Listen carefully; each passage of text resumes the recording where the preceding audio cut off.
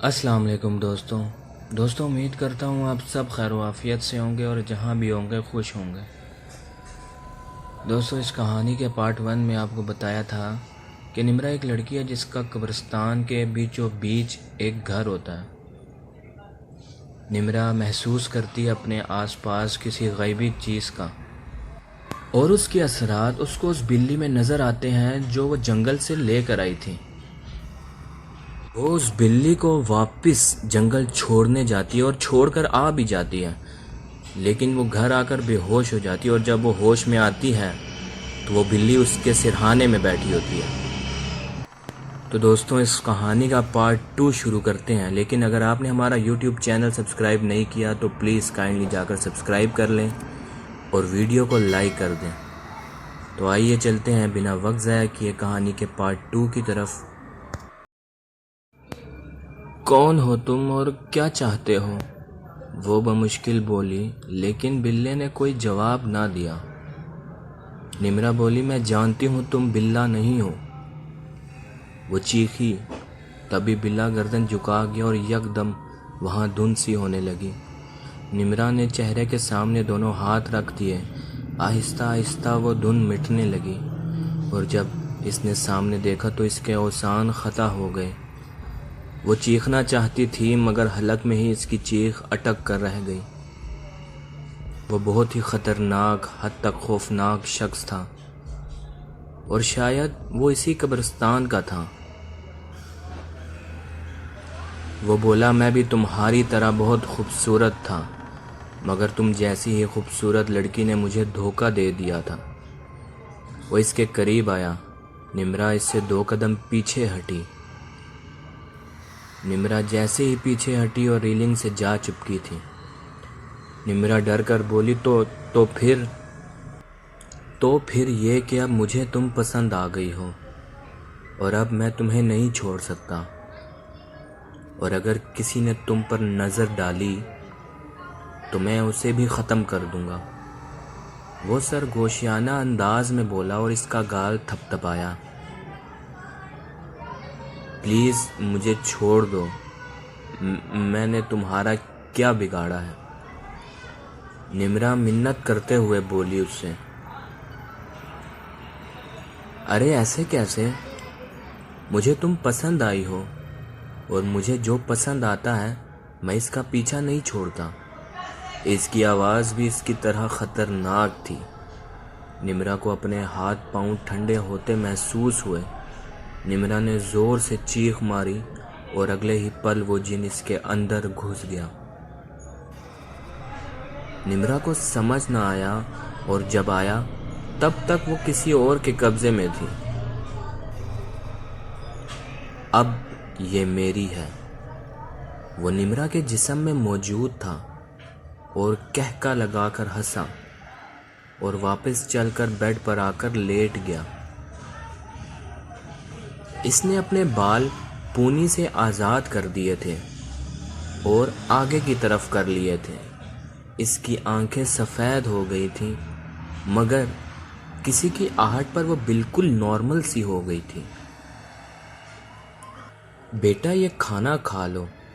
انہوں نے کھانے کی ٹرے اس کی جانب بڑھائی، جسے اس نے دھاڑتے ہوئے پھینک دی۔ دفع ہو جا یہاں سے بھڑیا۔ وہ دھاڑا تھا، اور الفت بیگم تو اس کے انداز پر حیرت کے سمندر میں غوطہ زن ہو گئیں۔ کیا کہہ رہی ہو نمرا؟ انہوں نے حیرت سے کہا۔ میں نے کہا دفع ہو جا یہاں سے، نہیں تو میں اس کو نقصان پہنچاؤں گا۔ وہ غرایا، اور الفت بیگم کو اس کا لہجہ کچھ سمجھ نہ آیا۔ انہوں نے آگے بڑھ کر اسے گلے لگایا۔ الفت بیگم بولی، میری بچی، یہ کیا حالت بنا رکھی ہے تم نے؟ وہ نم لہجہ میں بولی۔ تبھی اس جن نے انہیں دھکا دیا، اور دھکا اس زور کا تھا کہ وہ بیڈ سے نیچے گر گئیں۔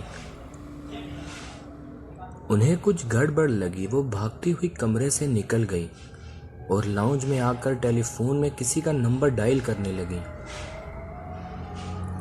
ہیلو اشرف، پلیز جلدی گھر آ جائیں، وہ روتے ہوئے بولی اور کال کاٹ دی۔ تھوڑی ہی دیر میں اشرف صاحب آ گئے۔ کیا ہوا ہے بیگم؟ وہ پریشانی سے بولے۔ اشرف، مجھے نمرا ٹھیک نہیں لگ رہی، آپ میرے ساتھ چلیے، وہ گھبراتی ہوئی بولی اور انہیں کھینچتی ہوئی اوپر لے گئیں۔ یہ دیکھ لیں، انہوں نے سامنے دیکھا تو سب کچھ ٹھیک تھا اور نمرا سکون سے سو رہی تھی۔ الفت بیگم کی آنکھیں پھیل گئیں۔ یہاں تو کچھ نہیں ہے بیگم، وہ حیرت سے بولے۔ میرا یقین کریں اشرف صاحب، نمرا بھی ٹھیک نہیں تھی، وہ روتے ہوئے بولی۔ بیگم، آپ کا وہم ہوگا، آپ کو لگتا ہے نمرا کی زیادہ ہی فکر ہو گئی ہے، اس لیے آپ ایسا کہہ رہی ہیں۔ وہ انہیں دلاسا دیتے ہوئے باہر نکلے تھے۔ آپ میری بات کا تو یقین کریں، وہ تعصب سے بولیں۔ اچھا آپ ایک کام کریں، کسی مولوی کو بلوا لیں، بس میرا وہم دور کر دیں۔ وہ حل پیش کرتی ہوئی بولیں تو انہیں بھی یہی ٹھیک لگا۔ ٹھیک ہے بیگم، ابھی آپ سو جائیں، ہم صبح دیکھتے ہیں۔ وہ انہیں تسلی دیتے ہوئے کمرے میں لے گئے۔ وہ سمجھ تو چکے تھے کچھ گڑبڑ ہے، کیونکہ الفت بیگم کو اتنا بڑا وہم نہیں ہو سکتا۔ وہ پوری رات ان کی آنکھوں میں کٹی۔ صبح سویرے ہی وہ اپنے جاننے والے مولوی کو لے آئے۔ وہ جیسے ہی انہیں لے کر آئے، وہ گھر میں قدم رکھنے سے پہلے ہی رک گئے۔ یہاں کوئی غیر مخلوق ہے، وہ پورے گھر کو دیکھتے ہوئے بولے۔ جی مولوی صاحب، تبھی تو میں آپ کو لے کر آیا ہوں، پلیز آپ اسے یہاں سے دور لے جائیں، وہ منت کرتے ہوئے بولے۔ انہوں نے ایک پتوں کی لڑی پر کچھ پڑھا اور وہ اشرف صاحب کی جانب بڑھایا۔ یہ یہاں دروازے کے بیچ میں باندھ دو، اس سے وہ مخلوق باہر نہیں جائے گی۔ وہ سنجیدگی سے بول کر اندر کی جانب بڑھ گئے اور اشرف صاحب نے وہ ان کے کہنے کے مطابق باندھ دی۔ کہاں ہے تمہاری بیٹی؟ اوپر کمرے میں ہے۔ صبح میں کمرے سے عجیب سی آوازیں آ رہی تھیں، اس لیے میں نے دروازہ بند کر دیا ہے، کہیں وہ باہر ہی نہ نکل جائے۔ وہ سب بتاتے ہوئے بولے۔ کہاں ہے اس کا کمرہ؟ وہ تسبیح کے دانے گراتے ہوئے بولے۔ آئے میں آپ کو لے چلوں۔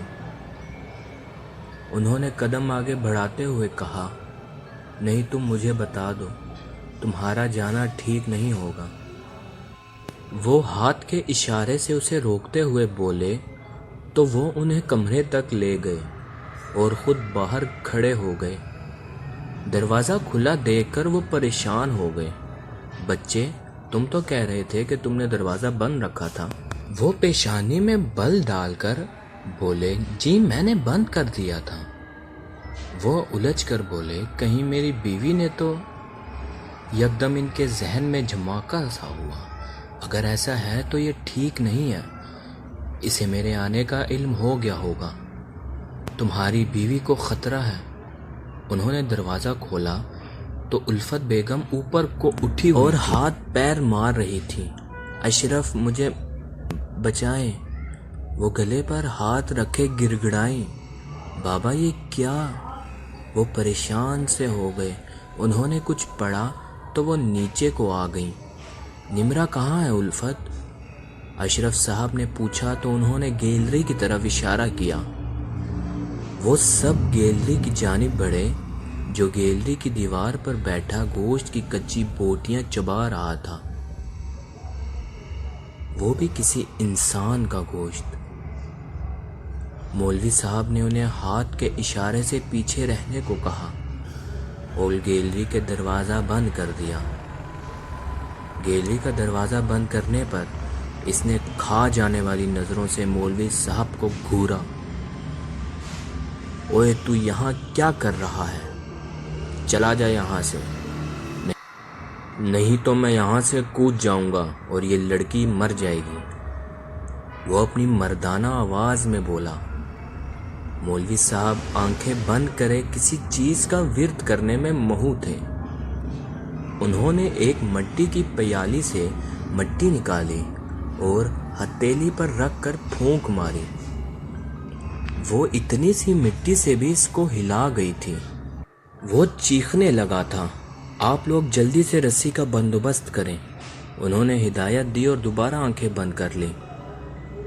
ان کے لب پھڑپڑا رہے تھے اور مٹی وہ اس کی جانب پھونک رہے تھے۔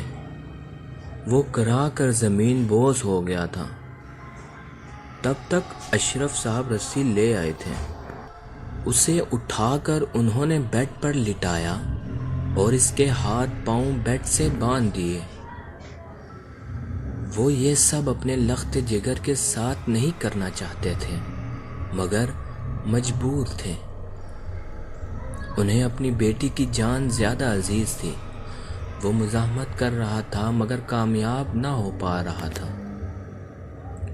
چھوڑ مجھے، چھوڑ، نہیں تو کوئی زندہ نہیں بچے گا۔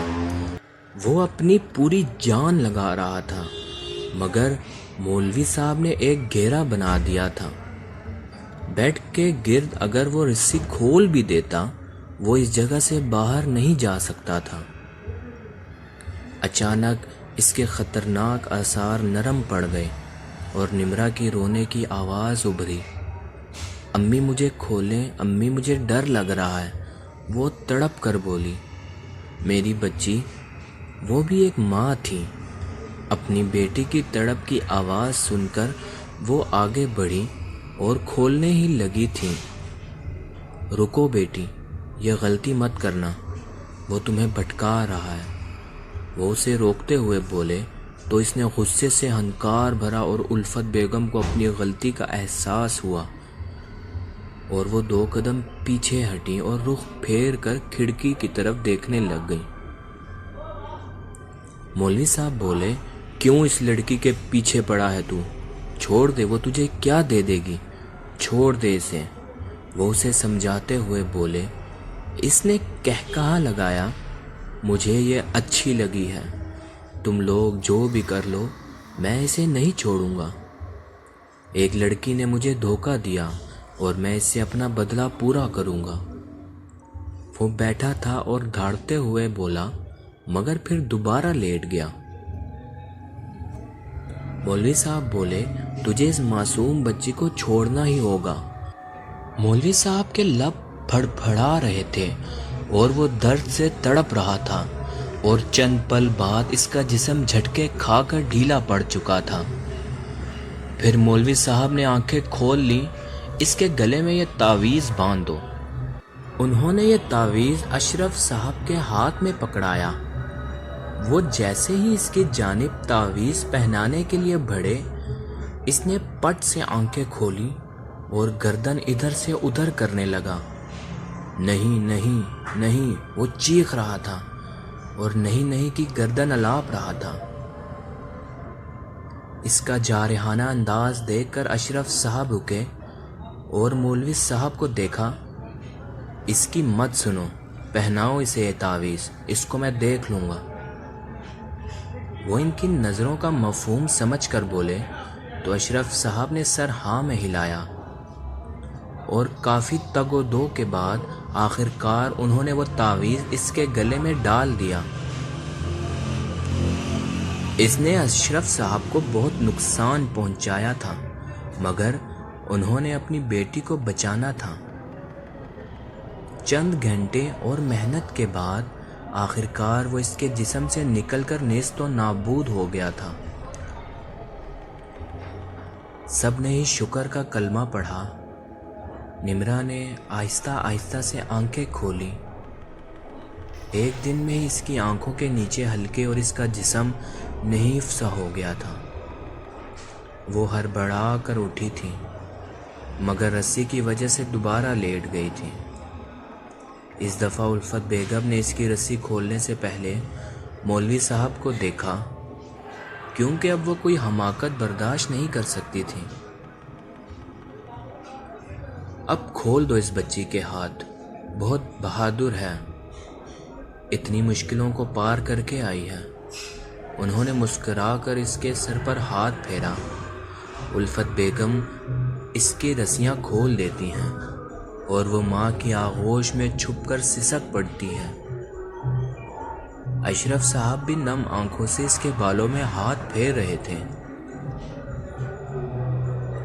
نمرا کافی سہم گئی تھی۔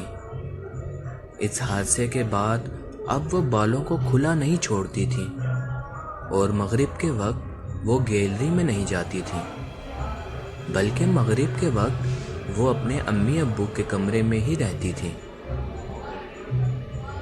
اس کی چھوٹی سی غلطی نے اسے اتنی خطرناک اور مشکل میں ڈال دیا تھا۔ وہ اب تھوڑی تھوڑی سنبھل رہی تھی۔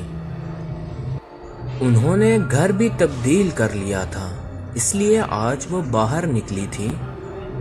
گھومتے ہوئے اس سے آدھے سفید اور آدھے سیاہ رنگ کا ایک بلّا نظر آیا۔ اس کو دیکھ کر وہ اس کی جانب بڑھی تھی۔ بلے کا رخ دوسری جانب تھا۔